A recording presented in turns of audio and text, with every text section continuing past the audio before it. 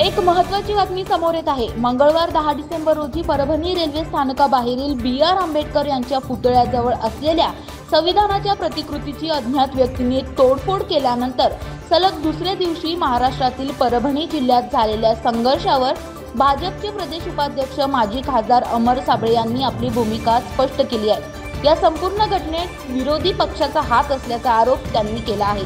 पाहूयात। आपण पाहतोय परभणीमध्ये अद्यापही तणावाचं वातावरण आहे।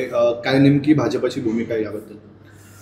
परभणीमध्ये डॉक्टर बाबासाहेब आंबेडकरांच्या संविधानाच्या प्रतीची झालेल्या विटंबनेचा भारतीय जनता पार्टी आणि या देशाचा सामान्य नागरिक म्हणून आम्ही निषेध करीत आहोत। परंतु संविधानाच्या विरोधामध्ये नेरेटिव्ह जो विरोधी पक्षांनी चालवण्याचा प्रयत्न केला त्याच्यामुळं ज्यांची माथी भडकली त्यांनी हा प्रकार केलेला आहे। परंतु महाराष्ट्रातील सुजाण जनतेने याला चोख उत्तर दिलेलं आहे।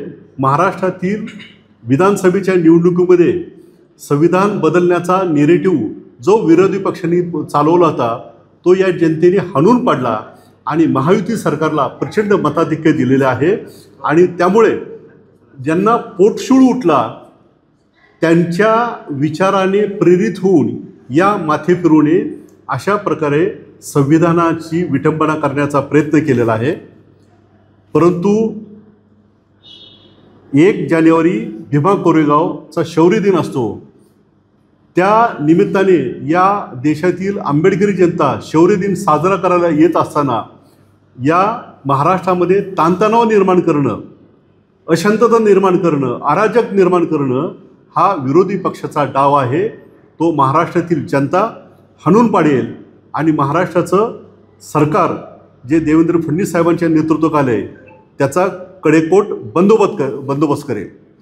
या जी विटंबना घडलेली आहे महाराष्ट्र सरकारने तातडीने त्या माथेफिरूवर कडक कारवाई केलेली आहे, त्याला अटक केलेली आहे। त्यामुळे माथेफिरू कोणत्या जातीचा आहे, कोणत्या धर्माचा आहे याचा विचार न करता तो माथेफिरू आहे आणि त्याच्यावर कडक कारवाई झाली पाहिजे अशी महाराष्ट्रातील जनतेची भावना आहे आणि त्याप्रमाणे महाराष्ट्रातील सरकारने त्याच्यावर कारवाई केलेली आहे। म्हणून या प्रसंगी परभणीतील जो तणाव आहे तो कमी झाला पाहिजे। पिंपरी चिंचवडमध्ये अशा प्रकारचं कुठलंही अशांत वातावरण होऊ नये हेही या निमित्ताने आम्ही आवाहन करत आहोत। आणि महाराष्ट्रामध्ये की जेव्हा जेव्हा देवेंद्र फडणवीस सरकार स्थापित होतं, देवेंद्र फडणवीस साहेब जेव्हा महाराष्ट्राचं नेतृत्व करतात तेव्हा तेव्हा महाराष्ट्रामध्ये अशा पद्धतीचा जातीय तणाव निर्माण करण्याचं षडयंत्र होताना दिसतं। हाचा पाठीमागचा अनुभव आहे, हे या देशातील आणि महाराष्ट्रातील जनतेने लक्षात घ्यावं। जसं तुम्ही म्हटले की देवेंद्र फडणवीस जेव्हा जेव्हा नेतृत्व करतात तेव्हा असे प्रकार घडतात, नेमक्याला जबाबदार कोण आहे? तुमचा रोष कोणाकडे? महाराष्ट्रामध्ये जेव्हा देवेंद्र फडणवीस साहेब मुख्यमंत्री झाले तेव्हा भीमा कोरेगावचा दंगा झाला, त्याच्यानंतर कोपर्डीच्या ज्या अत्याचाराच्या घटना घडल्या, त्याच्यानंतर काही आंदोलनं झाली आणि महाराष्ट्रामध्ये जातीय तणाव निर्माण करण्याचा प्रयत्न झालेला ही हिस्ट्री आहे। आणि म्हणून की महाराष्ट्रातील जनतेने या विधानसभा निवडणुकीमध्ये जो कौल दिलेला आहे तो महायुतीच्या बाजूने दिलेला आहे, जातीय तणाव निर्माण न होण्याच्या बाजूने दिलेला आहे, महाराष्ट्रामध्ये शांतता नांदावी या बाजूने दिलेलं आहे, महाराष्ट्र विकासाच्या पथावर जावं याच्यासाठी दिलेलं आहे, हे त्यांनी लक्षात घ्यावं।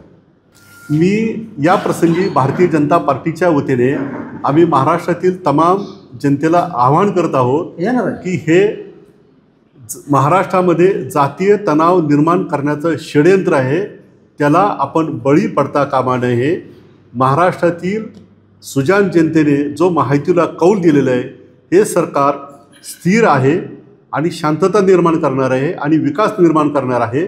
म्हणून अशा प्रकारच्या षडयंत्राला बळी न पडता महाराष्ट्र सरकारला आपण साथ द्यावी असं मी नम्र आवाहन करतो।